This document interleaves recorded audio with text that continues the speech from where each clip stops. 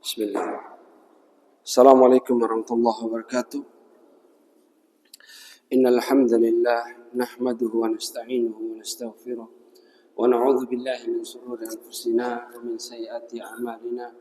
Man yahdihillahu fala mudilla lahu wa man yudlilhu fala hadiya lahu. Asyhadu an la ilaha illallah wahdahu la syarika lahu wa asyhadu anna Muhammadan abduhu wa rasuluh.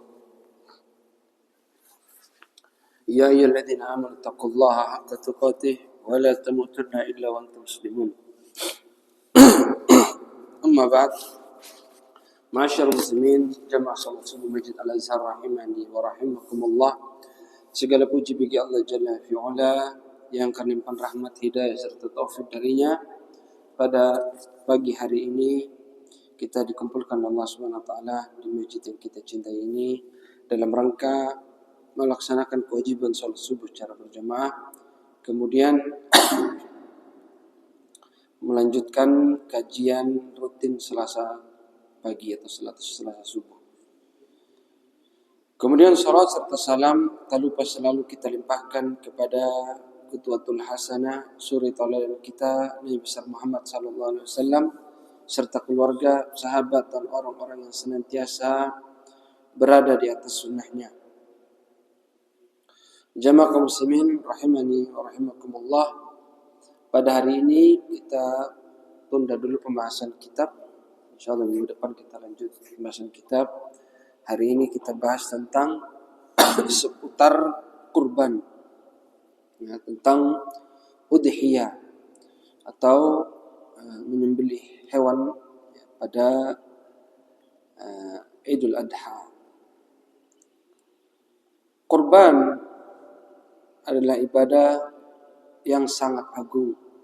Ya, secara bahasa, kurban yaitu amma yutaqarrabu biha ila Allah, sesuatu yang dijadikan untuk mendekatkan diri kepada Allah.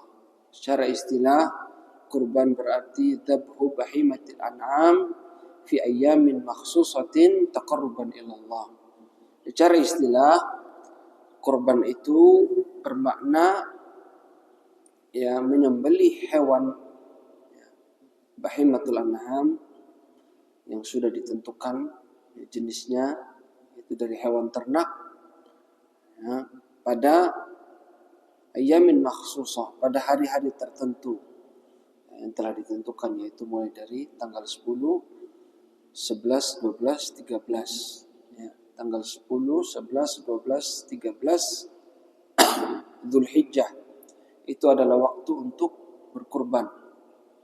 Taqarruban ila Allah, dalam rangka mendekatkan diri kepada Allah Subhanahu wa taala. Berkurban ini banyak sekali keutamaannya. Katakan oleh para ulama, keutamaan yang pertama yaitu wujud seorang hamba merealisasikan tauhid. Wujud seorang hamba merealisasikan tauhid, sebagaimana Allah Jalla fi'ula berfirman dalam surah Al-An'am pada sebuah ayat. Allah Subhanahu wa taala firman, qala ta'ala qul inna salati wa nusuki wa mahyaya wa mamati lillahi rabbil alamin la syarika lahu wa bidzalika umirtu wa ana awwalul muslimin.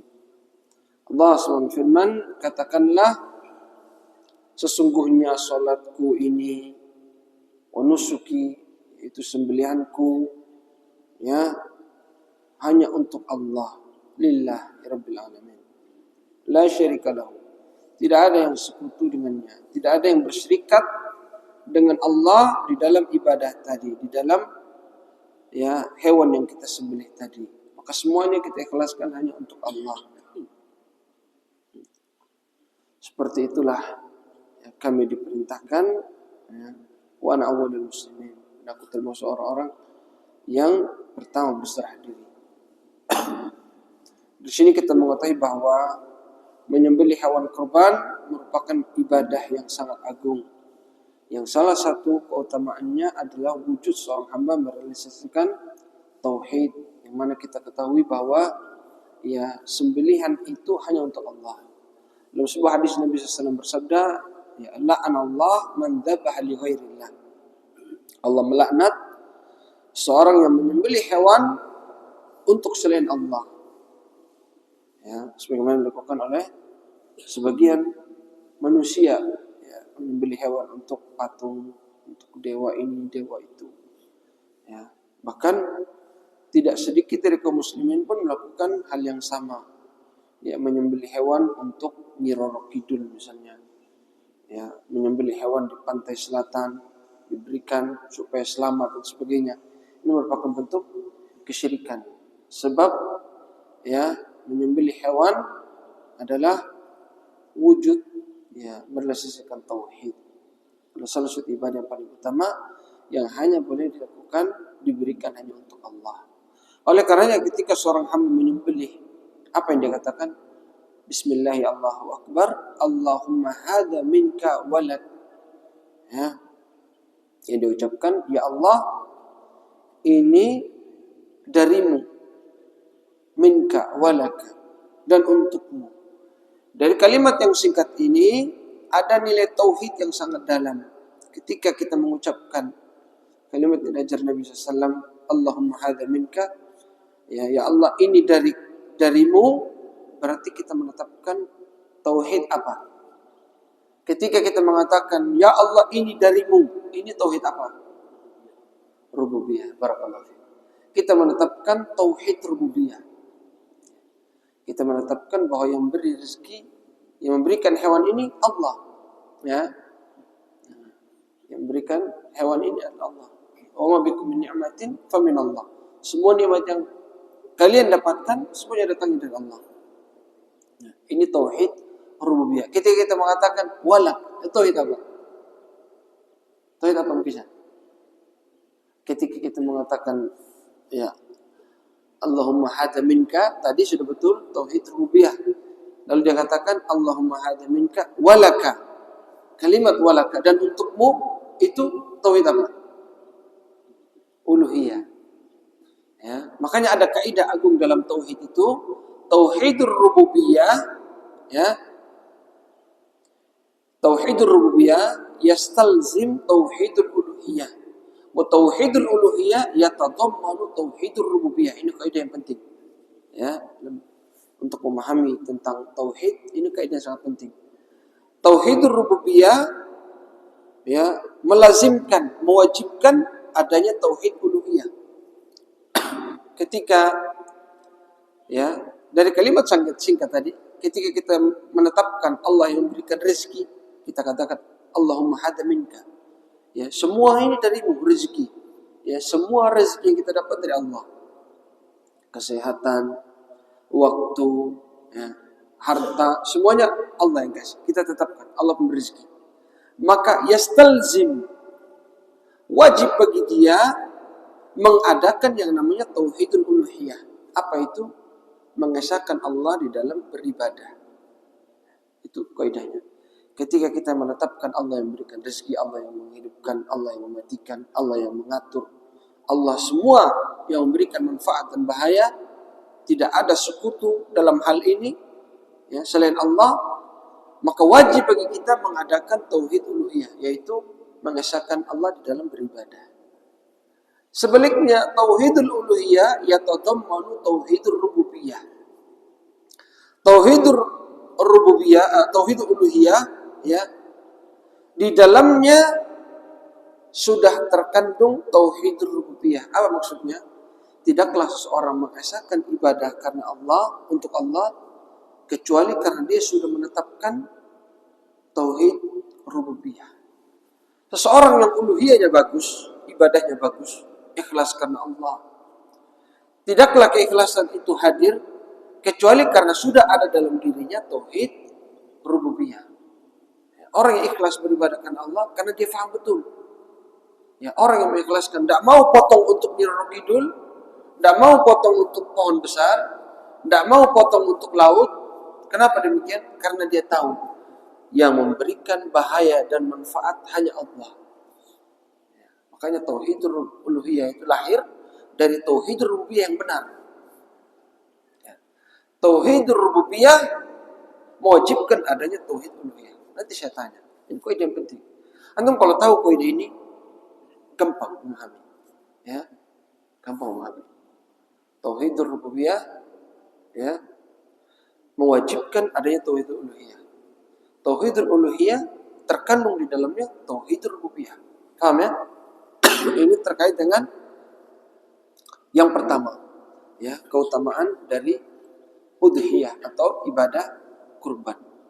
Bahwa dia merupakan ibadah yang merealisasikan tauhid. Yang kedua, ibadah kurban merupakan wujud ketakwaan, ya, wujud ketakwaan seorang hamba.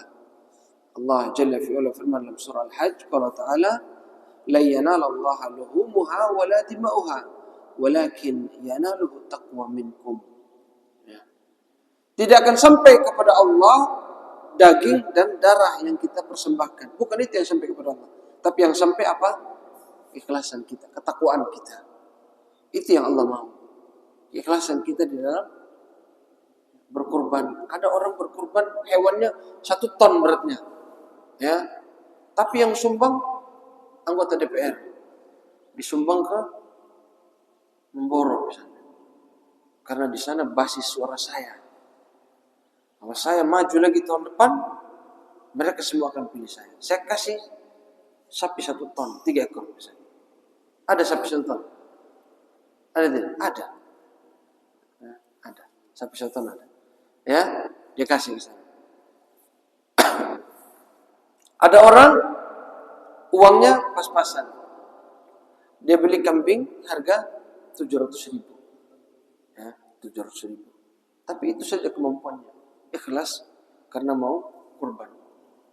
Maka yang kambing yang kecil tadi ini, ya, tapi umurnya sudah lewat 1 tahun ya. Yang kecil tadi ini, yang Allah terima daripada yang 1 ton tadi, 3 ekor lagi. Kenapa? Takwa. Ikhlas itu yang Allah nilai. Bukan daging darahnya yang sampai kepada Allah. Maka ibadah kurban ini, ya, wujud ketakwaan seorang hamba. Kemudian yang berikutnya, ya, kurban juga merupakan sunnah, ya, para anbiya. Khususnya di sini Nabi Ibrahim alaihissalam. Ya. Bagaimana, ya, pengorbanan Nabi Ibrahim ketika diperintahkan untuk menyembelih anaknya. Ya, Allah Jalla fi'ala firman, "Falamma balagha ma'ahu sa'ya, qala ya bunayya inni ara fil manami anni adbahuka fanzur madza tara." Qala ya abati if'al ma tu'mar satajiduni insyaallah minas sabirin. Allah SWT menceritakan tentang, ya, obrolan Nabi Ibrahim dengan putranya Ismail. Ketika Ismail sudah beranjak dewasa besar, mulai bertumbuh bersama Nabi Ibrahim, maka Allah memerintahkan Nabi Ibrahim melalui mimpinya. Nabi Ibrahim ini menjadi dalil bahwa ru'yatul anbiya wahyu. Mimpinya para nabi itu wahyu. Ya. Ketika Allah memerintahkan kepada Nabi Ibrahim, ya, Nabi Ibrahim mengatakan kepada anaknya Ismail, ya, inni ara fil manam, aku melihat dalam mimpiku, anni adbahuka, aku menyembelihmu, fanzur madza tara, bagaimana pendapatmu? Ya. Nabi Ibrahim bertanya lagi kepada Ismail, bagaimana pendapatmu? Lihat jawaban Ismail, ya. Ya abadi, wahai ayahku, if'al, lakukan, ma tu'mar, apa yang diperintahkan. Satajiduni insyaallah minas sabirin, engkau akan mendapatiku termasuk orang-orang yang sabar. Di sini 2 pengorbanan. Pengorbanan ayah yang kehilangan anaknya. Antum bisa disuruh sembelih anak? Tidak bisa. Tidak bisa. Ya. Tidak ada orang bisa sembelih anak. Kecuali stres. Gila orangnya. Ya, punya masalah. Tapi kalau orang bertakwa disuruh sembelih anaknya, tidak bisa. Tapi ini dilakukan Nabi Ibrahim. Kemudian pengorbanan anaknya Ismail. Ya. Nyawanya dikorbankan. Ya. Atas perintah Allah. Walaupun nanti Allah ganti dengan hewan ternak. Ya. Tapi di sini bagaimana, ya, keikhlasan, pengorbanan. Ya. Kemudian ibadah kurban ini juga, ya, merupakan sunnah Nabi besar Muhammad SAW. Yang merupakan syariat Nabi kita alaihi salatu wassalam. Dalam sebuah hadis Nabi SAW, ya, para sahabat mengatakan, ya, duha Nabi alaihi salatu wassalam bikabshaini amlahaini aqranain dzabahuma biyadi samma wa kabbara wa wada'a rijlahu ala sifahihima. Kata para sahabat tentang Nabi SAW, Nabi itu berkorban 2 ekor kambing yang gemuk, ya, yang bertanduk. Gemuk bertanduk, berarti kambingnya bagus, ya. Beliau menyembelih dengan tangannya, ya. Sama wa kabbara, ini juga sunnah. Bahwa sembelih itu disunahkan mengucapkan basmalah lalu bertakbir. Makanya ketika seorang menyembelih, dia mengucapkan bismillahi Allahu akbar, Allahumma hadza minka walad, Allahumma taqabbal minni hadza anni wa ahli, ya.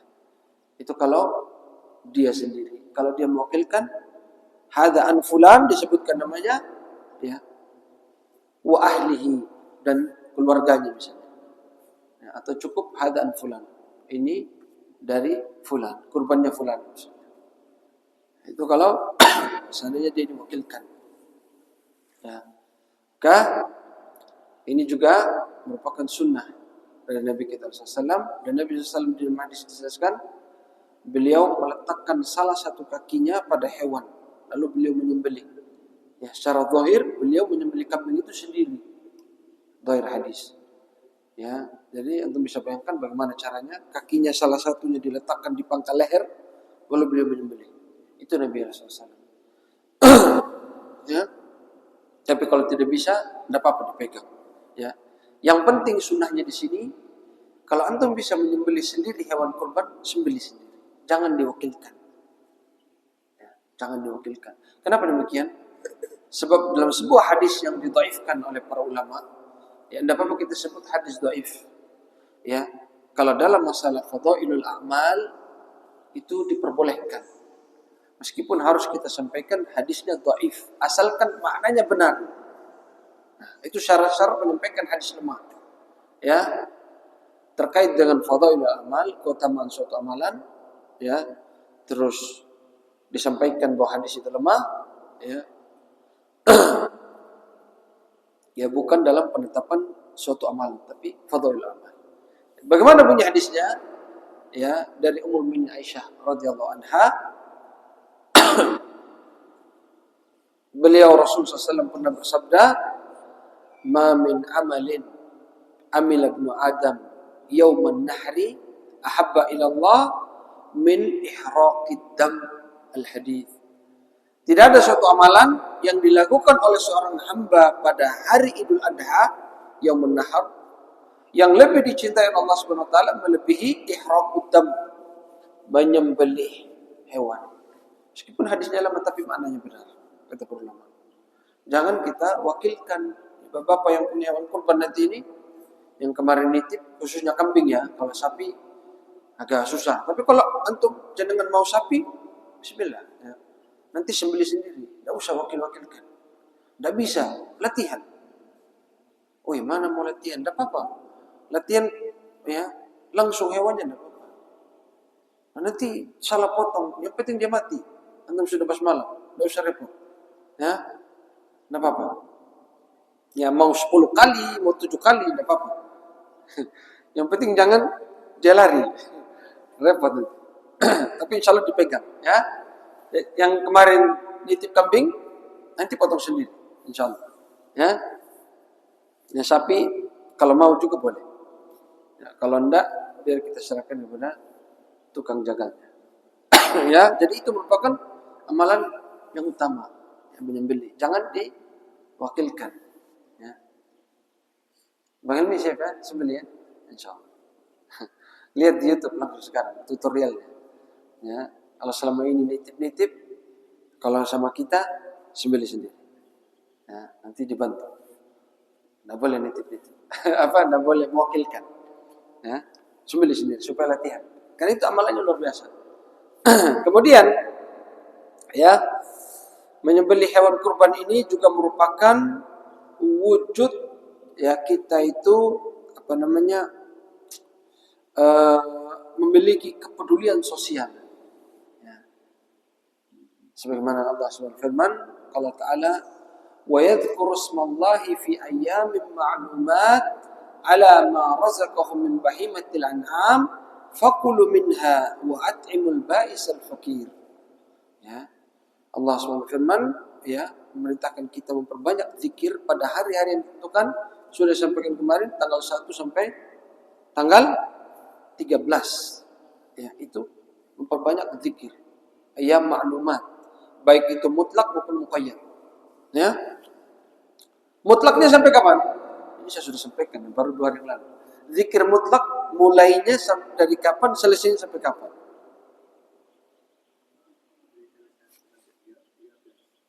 Mutlak. Salah. Tanggal 10 sampai 13. Mutlak. Salah. 1 salah. Mutlak 1 sampai 9.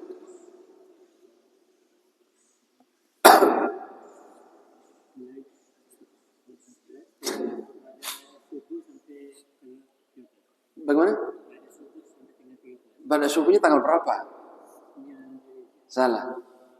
Baru loh kemarin 2 hari yang lalu. Abu Salamah. Mutlak. 1 betul, tanggalnya betul, tanggal 1. Sampainya tanggal berapa? Tanggal 8.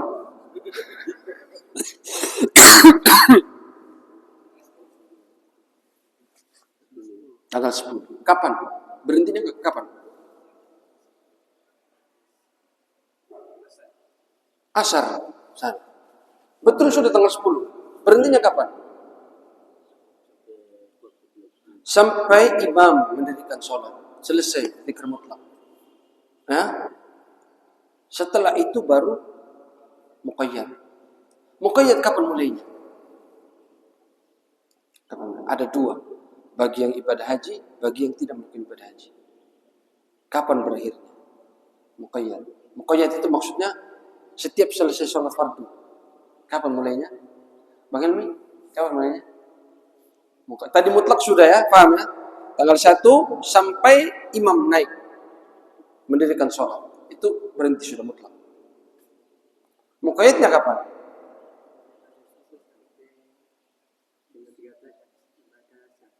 Hah? Pada subuh tanggal berapa, Bang? Tanggal 9. Barakallahu fiik. Ya, betul ya. Ya, tanggal 9 Hamin 1 pokoknya. Setelah sholat subuh, berakhirnya kapan? Selasa. Setelah asar. Tanggal 13. Betul ya. Antum ingat ya? Ini ya terkait apa tadi pembahasannya? Lupa saya. Yang terakhir tadi bahas apa? Apa? Saya gara-gara tanya lupa. Tadi tentang apa terakhir? Wujud sosial. Wujud kita itu kepedulian sosial. Ya, bahwa di dalam ayat itu dikatakan fakulu minha, makanlah darinya, wa at'imul ba'isal fakir, berikan makan fakir miskin, orang yang membutuhkan.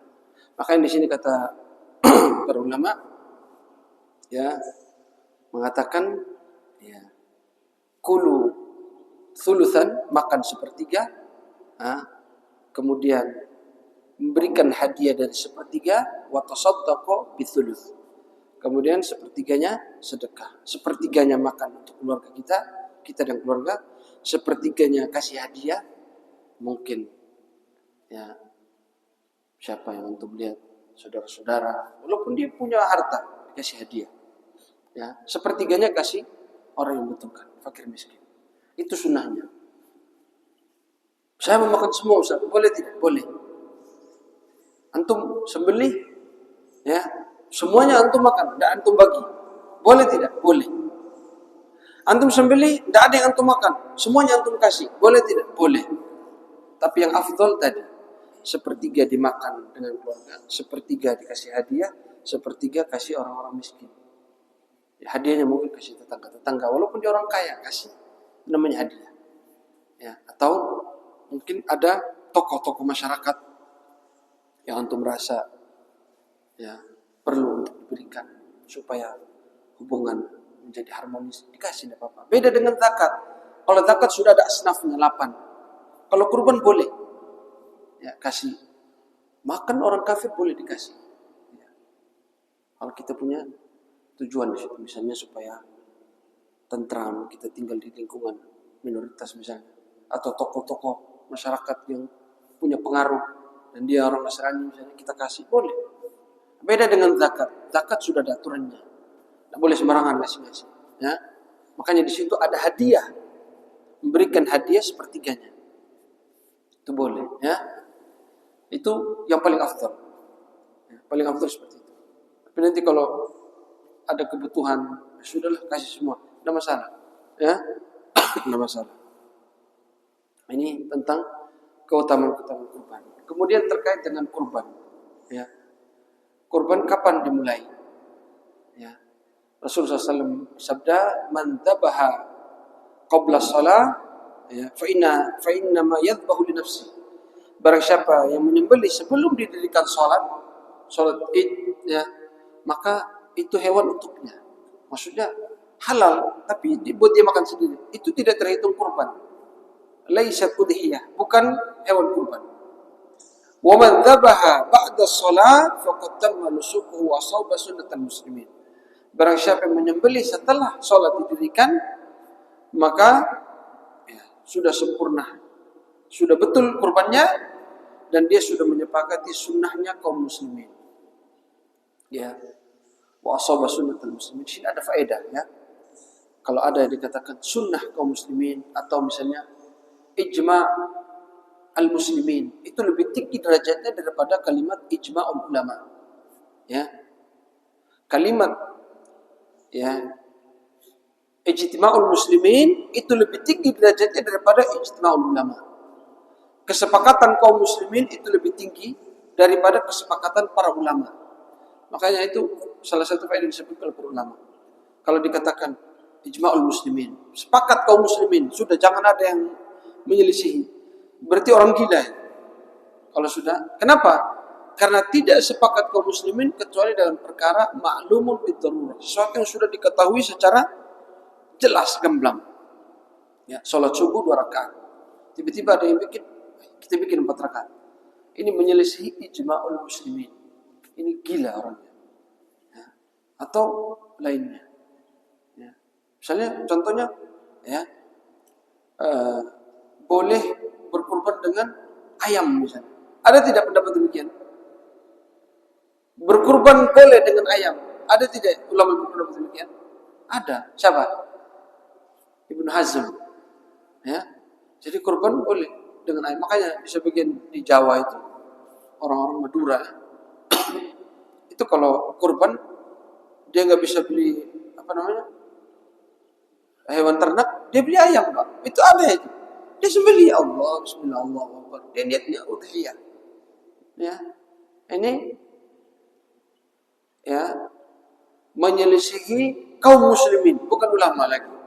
Ya. Tidak ada kaum muslimin yang beli ayam buat kurban. Ya. Kecuali Ibn Hazm. Ada dalilnya? Ada Ibn Hazm. Dalilnya unik. Ya. Dalilnya itu tentang keutamaan mendatangi sholat jamaah.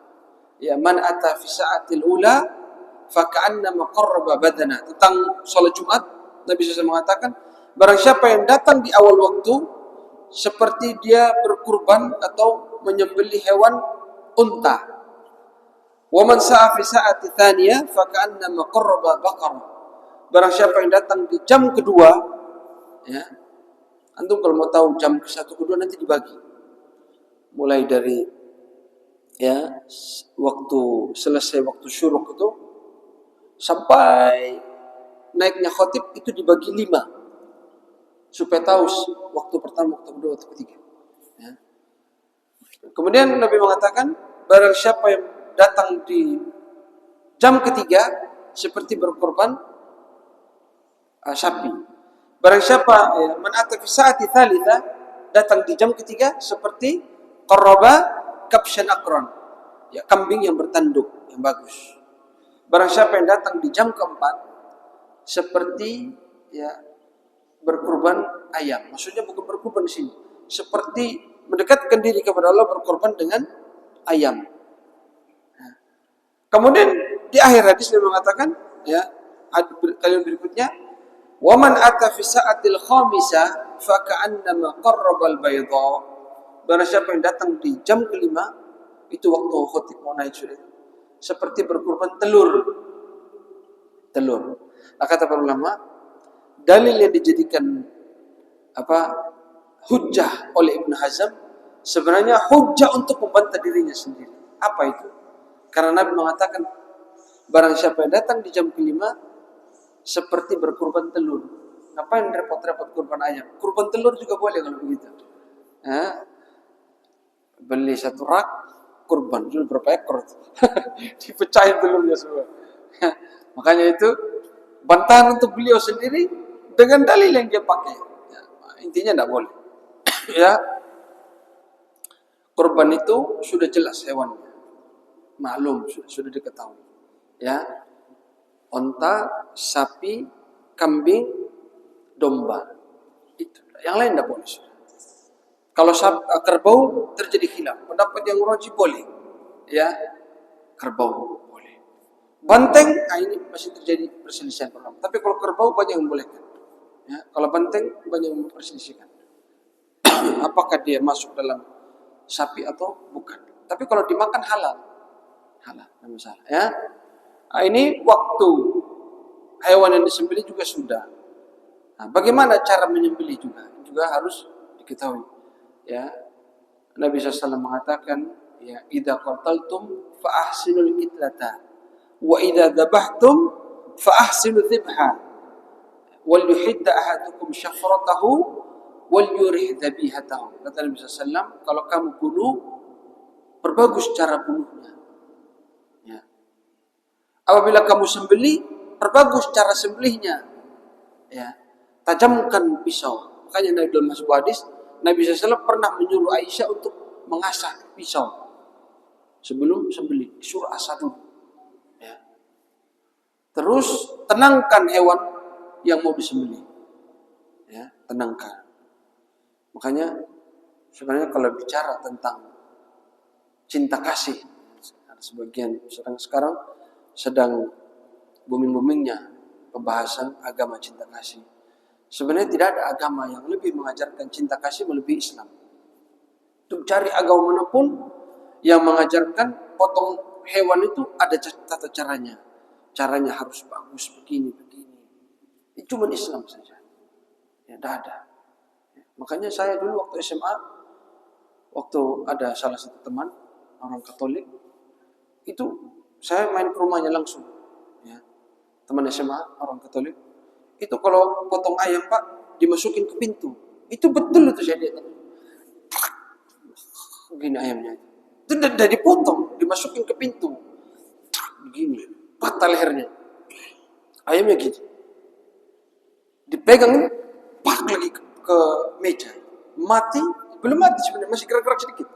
Nah, langsung sudah direbus, segala macam diolah. Tidak ada yang mengajarkan secara detail cara sembelih. Makanya dalam agama Islam sendiri dibedakan. Ya, ada adzabhu menyembelih, ada nahar. Ada yang namanya di lubang. Makanya cara menyembelih onta dengan sapi itu beda Pak. Sapi itu bukan begini, ada caranya lagi. Coba lihat di YouTube. Dilubangi pakai pisau khusus. Itu supaya lebih cepat dia meninggal daripada, ya. Kenapa? Karena lehernya panjang. Beda. Cara penanganannya beda juga. Ya. Itu cuma agama Islam yang mengajarkan secara detail. Bagaimana cara menyembelih? Bahkan, ya, bukan cuma ditajamkan, ya, wal yurih dzabihatahu, tenangkan. Makanya adab menyembelih itu tidak boleh kita asah pisau itu kambingnya lagi lihat di depan. Tidak boleh Pak. Harus di tempat lain kambingnya, sapinya. Ya, kalau di Stai Ali itu saya ingat ada kandang khusus jauh. Jadi nanti ada orang yang ngasih tahu, Nomor 5, kambingnya nomor 5 dibawa dari sana. Setelah yang ini selesai. Dan di sini ada 2 ruangan. Ya, ditutup pakai kain. Yang sudah disembelih tidak ditunjukkan kepada hewan yang berikutnya. Ditaruh di sebelah. Itu kalau yang di Ali, saya ingat ya. Jadi kambing itu tidak tahu datang ini mau apa ini. Tiba-tiba langsung, karena nggak tahu sama sekali. Tidak ada hewan yang sudah disembelih, pisau yang diasah juga bukan di depan dia. Tiba-tiba datang. Jadi kambingnya tenang juga. Ya, ajarkan bagaimana caranya. Tenangkan hewan, tajamkan pisau. Tidak boleh sembarangan. Ya.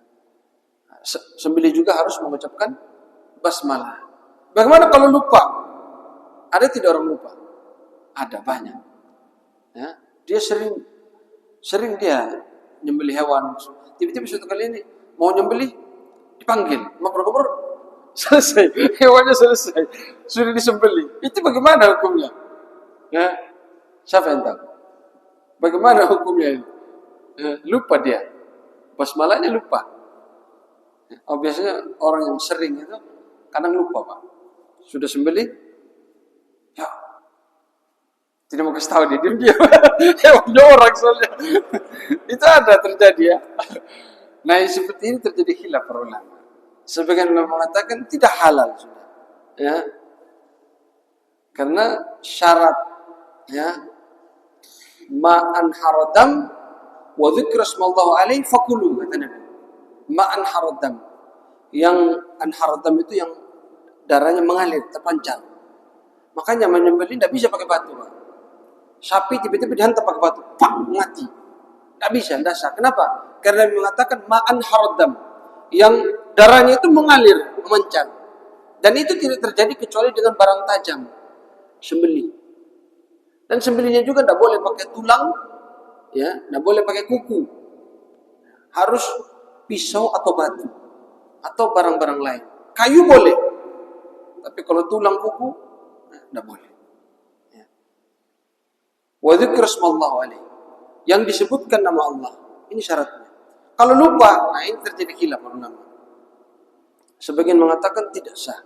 Bahkan kalau tidak salah ya, Ibnu Utsaimin rahimahullah taala itu memfatwakan tidak halal. Ya, walaupun dia muslim, tapi sembelihnya lupa, jadi bangkai sudah, buang. Meskipun sebagian besar ulama mengatakan halal. Ya, karena dia lupa. Apalagi dia terbiasa setiap sembelih bismillah, cuman lupa gitu. Nah, ini halal. Ya. Rabbana la tu'akhidna in nasina aw akhtana. Ya.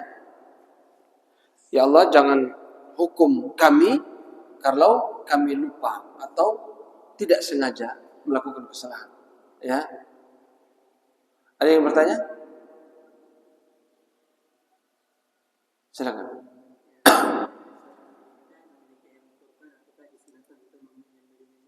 Gimana? Barakallahu fiik. Apakah ada larangan wanita menyembelih hewan kurban? Tidak ada. Makanya yang dilarang menyembelih hewan kurban itu orang gila. Orang yang belum umayyiz. Umayyiz itu orang yang sudah berakal, umurnya 7 tahun, itu tamyiz. Sudah mengerti, itu sah hewan kurban. Kalau ada anak 7 tahun, ya, mentalnya bagus mau menyembelih sah. Tapi kalau di bawah itu ya, meskipun tamyiz ini tidak diukur dengan umur sebenarnya. Misalnya ada anak umur 4 tahun, sembelih, dia belum berakal, tidak sah hewan kurbannya, tidak boleh. Ya, syaratnya tamyiz, berakal. Kemudian muslim atau muslimah, ya. Maka perempuan kalau mau menyembelih tidak ada halangan.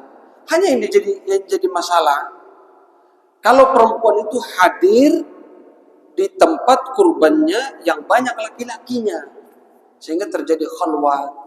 Kalau dia sembelih hewan kurban sendiri di rumah, ya, misalnya dengan suaminya, dengan anak-anaknya, ibunya mau menyembelih, boleh silakan sembelih.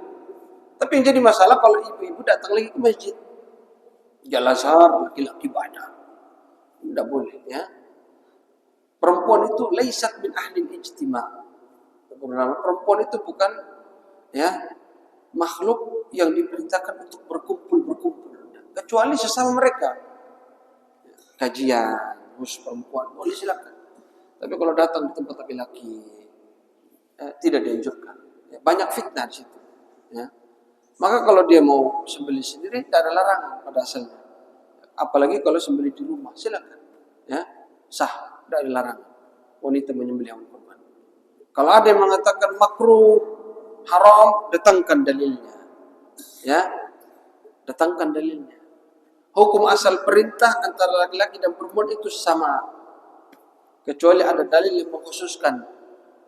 Baru kita bisa katakan, ini hanya boleh untuk laki, perempuan tidak boleh. Atau ini hanya boleh untuk perempuan, laki-laki tidak boleh. Kalau ada dalil. Kalau tidak ada, sama hukumnya. Ya. Termasuk tata cara sholat. Tata cara sholat. Ini banyak nanti dibahas. Perempuan harus begini, tangannya begini. Udah. Sebagaimana laki-laki sholat, begitu pun perempuan sholat. Ya. Sebagaimana laki-laki sholat, begitu pun perempuan sholat. Karena tidak ada ya, perintah khusus. Kalau perempuan harus begini. Ya, tidak ada. Kecuali nanti ada ya, hal-hal yang khusus untuk mereka. Silakan yang lain. Ada yang bertanya?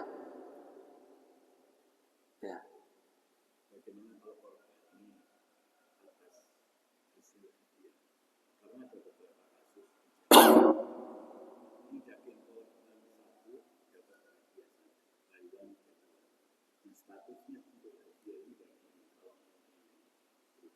Hadiah dari siapa? Dari dia juga. Hmm. Hmm.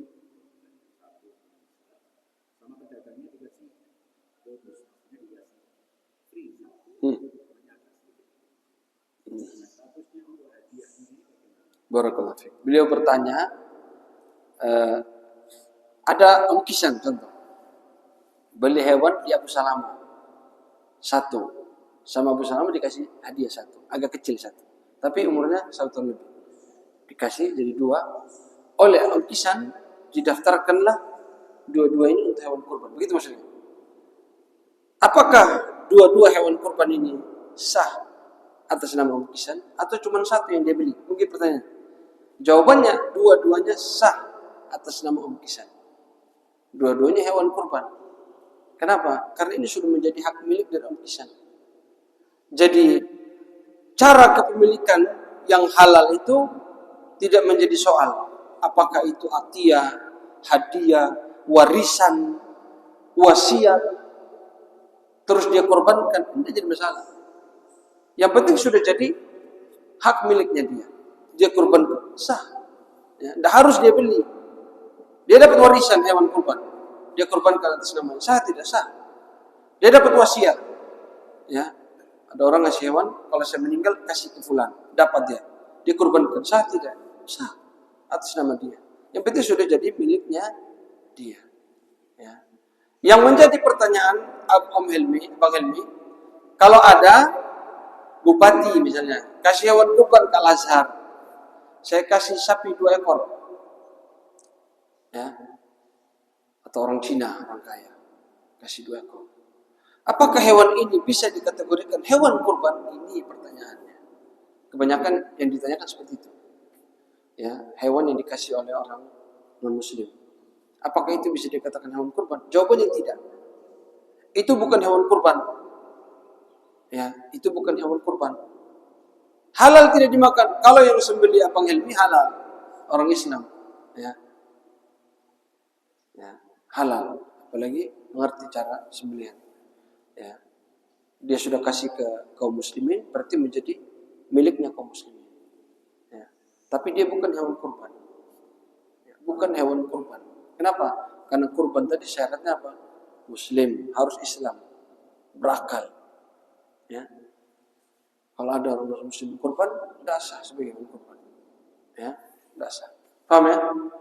Ada lagi? Sudah?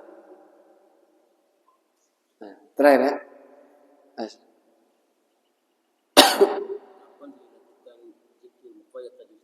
Kapan? Selesai sholat itu biasanya habis zikir langsung berdoa gitu. Bila dari zikir selesai sholat, kadang begitu. Ya. Kapan zikir muqayyad? dilakukan. Itu setelah melakukan sholat fardu. Ya. Apakah langsung atau tidak? Insya Allah minggu depan saja. Ya. Amhilni. Saya tunda dulu jawabannya. Allah alam. Nanti minggu depan secara detailnya saya sampaikan insya Allah. Ya. Ada yang lain? Sudah? Kita tutup dengan doa kafaratul majlis. Subhanakallahumma wa bihamdika asyhadu an la ilaha illa anta astaghfiruka wa atubu ilaik.